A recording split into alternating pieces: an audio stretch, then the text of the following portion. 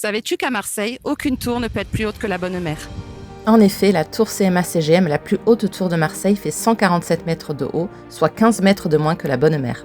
Cette tradition s'explique par le fait que la Bonne Mère a toujours été le symbole de Marseille et elle doit rester le point culminant de la ville.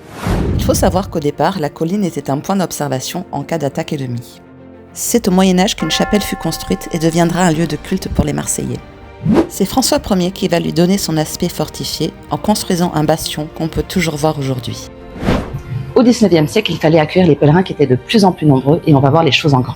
On voulait que la basilique ait une taille impressionnante pour rappeler la puissance de Marseille, premier port d'Europe entre Orient et Occident, d'où l'architecture dite romano-byzantine.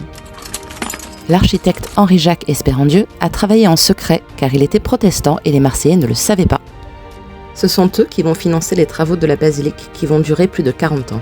12 millions de tesselles de mosaïque ont été utilisées qui lui donnent cet aspect de palais d'Orient. Le plus grand défi, c'était la statue de la Bonne Mère. Il fallait qu'elle soit légère et solide pour résister aux intempéries et surtout au Mistral.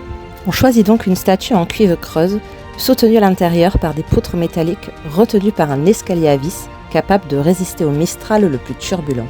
Afin d'éviter de la hisser d'un seul bloc, on va la fabriquer en 4 parties séparées. D'ailleurs, on peut voir Marseille à travers ses yeux.